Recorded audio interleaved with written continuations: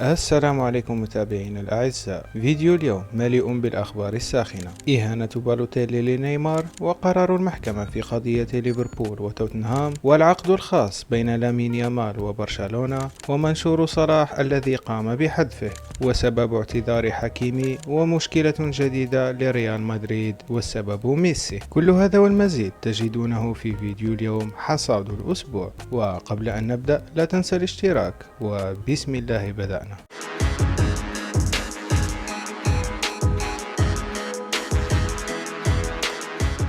والبداية مع الدوري الإسباني، وبعد جولة غريبة بدأت بفوز برشلونة على إشبيليا بهدف سيرجيو راموس العكسي بعد عرضية لامين يامال الذي يملك اتفاقا خاصا مع برشلونة، حيث يستعد برشلونة للإعلان عن تجديد عقد نجمه الشاب الذي ينتهي ارتباطه الحالي به بعد نهاية الموسم الجاري. وبحسب صحيفة موندو ديبورتيفو الإسبانية، فإن يامال سيوقع عقده الجديد مع برشلونة في 2 أكتوبر حتى عام 2026. وأكدت الصحيفة الإسبانية أنه قد تم التوصل للاتفاق حول تجديد عقد يامال قبل الجولة الصيفية في الولايات المتحدة، كما تم التوقيع داخليا مع والده. وأضافت الصحيفة أن البارسا اتفق مع خورخي مينديز وكيل اللاعب على التجديد حتى عام 2030 عندما يبلغ يامال 18 عام. ومن برشلونة ننتقل إلى الغريم الأزلي ريال مدريد، فرغم الفوز على العنيد جيرونا ب3 أهداف نظيفة، إلى أن المشاكل التي يمر بها الميرينغي تزيد يوما بعد يوم، وأبرز هذه المشاكل هي الدفاع، فقد أضاع جيرونا العديد من الرأسيات المحققة، إما بفعل القائم أو بسوء التوجيه أو بسبب الحارس كيبا. ليكمل ريال مدريد إبراز نقطة ضعفه، ألا وهي الكرات العرضية، تماما كما حدث في المباراة ضد أتلتيكو مدريد. وسجل أهداف الميرينغي كل من خوسيلو وتشواميني وبيلينغهام.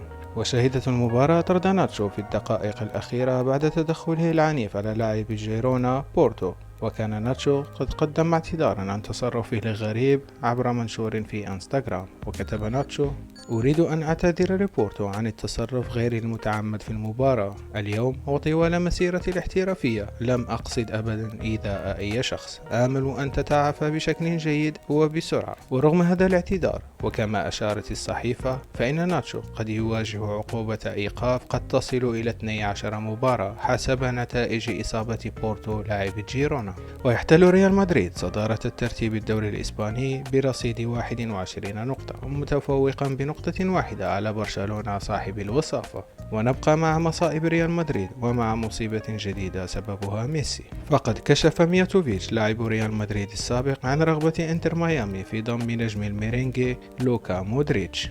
وقال مياتوفيتش في تصريحات نقلتها صحيفة موندو ديبورتيفو الإسبانية، حيث قال: لقد تلقى لوكا مودريتش عروضا من العديد من الفرق، وإنتر ميامي على وجه الخصوص. وأضاف: لقد كان ليونيل ميسي مهتما بصفة شخصية بإمكانية ضم لاعب ريال مدريد. وأشارت الصحيفة إلى أن مودريتش قد يرغب في الرحيل عن ريال مدريد بعدما أصبحت مشاركاته قليلة بالمقارنة مع المواسم الماضية. وأوضحت أن نجم الكرواتي قد يفضل الرحيل إلى إنتر ميامي، خصوصا في وجود ميسي. ودائما في قلعة ريال مدريد، ونتجه إلى قضية فينيسيوس. سيدلي البرازيلي فينيسيوس جونيور بشهادته يوم الخميس المقبل عبر تقنية الفيديو كونفرنس من إحدى محاكم مدريد، بصفته ضحية على خلفية تعرضه لإهانات عنصرية في ميستايا. وقد تأجل الإدلاء بهذه الشهادة مرتين بعدما حدد لها في البداية يوم 28 من سبتمبر، بينما كان اللاعب البرازيلي يقضي وقتها عطلته في الخارج، ثم أجلت لاحقا إلى 5 من أكتوبر. وأوضحت مصادر في القضية أن سبب هذا التأجيل يرجع فقط لأسباب تنظيمية للمحاكم، ولم يتم طلبه من قبل اللاعب أو من أي أحد من الأطراف.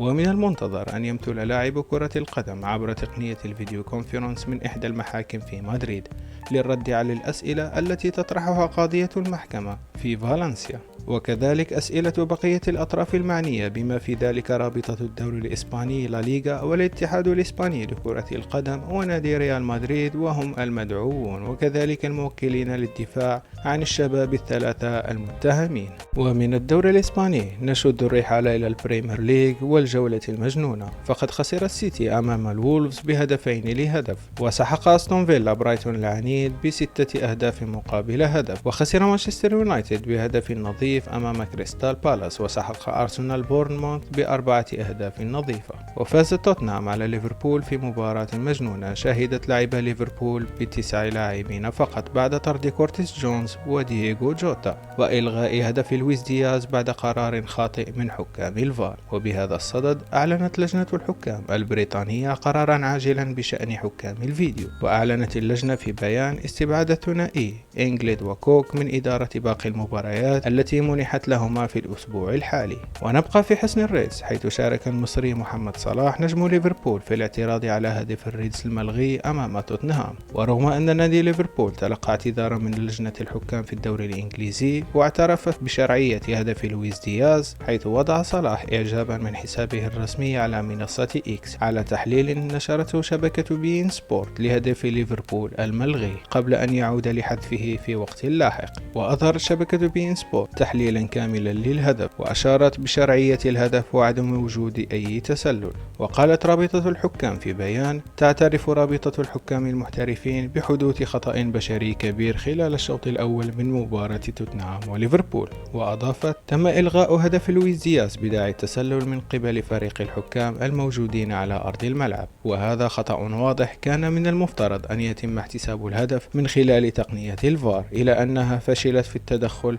بقرار سليم. وختمت: ستجري الرابطة مراجعة كاملة للظروف التي أدت للخطأ. ومن إنجلترا إلى إيطاليا، فقد انتصر البيج ميلان على لاتسيو بهدفين نظيفين، وسحق إنتر ميلان ساليرنيتانا برباعية نظيفة، وسحق نابولي ليتشي ب4 أهداف نظيفة. ونبقى دائما في نابولي، حيث انفصل نادي نابولي عن أليسيو فورتينو المدير التنفيذي المسؤول عن وسائل التواصل الاجتماعي بالنادي بسبب أزمة مهاجم الفريق فيكتور أوسيمين. فقد بدأت الأزمة عندما نشر حساب نابولي الرسمي عبر التيك توك فيديو يسخر فيه من أوسيمين بعد إهداره ركلة جزاء في مباراة بولونيا بالجولة الخامسة من الدوري الإيطالي، وسرعان ما تم حذف الفيديو بسبب الهجوم الشديد عليه. وبحسب موقع فوتبول إيطاليا، فإن إدارة نابولي فسخت تعاقدها مع مسؤول وسائل التواصل الاجتماعي بالفريق. ويحل أوسيمين في وصافة هداف الكالتشيو في الموسم الحالي برصيد 5 أهداف، علما بأنه فاز بجائزة هداف الدوري الإيطالي للموسم الماضي برصيد 26 هدف.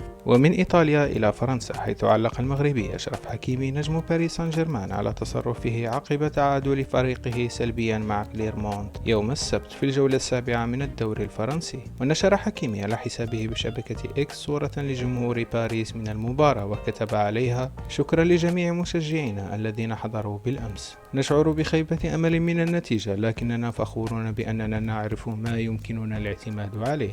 وأضاف: قبل أسبوع احتفلنا جميعا معا في حديقة الأمراء بانتصارنا الجميل في الكلاسيكو، لكن بعد المباراة تركنا أنفسنا للانجراف وراء النشوة. واختتم: ننتظركم جميعا يوم الأربعاء في نيوكاسل بنفس العدد الكبير، ويحيى باريس. وفي خبر آخر، أشاد الإيطالي ماريو بالوتيلي مهاجم أدانا سبور التركي بالقدرات الفنية لأحد اللاعبين العرب. وقال بالوتيلي في تصريحات أبرزتها إذاعة مونتي كارلو الفرنسية: عدلت عربت، بالنسبة لي أقوى فنيا من نيمار. وأضاف: نيمار ظاهرة مطلقة، إنه قوي جدا بالطبع، لا يمكن المقارنة بينهما، لكن إذا تحدثنا فقط على الجانب الفني فإن تعربت أقوى. كانت هذه أبرز أحداث الأسبوع. إذا أعجبك الفيديو لا تنسى الاشتراك، ودمتم في أمان الله.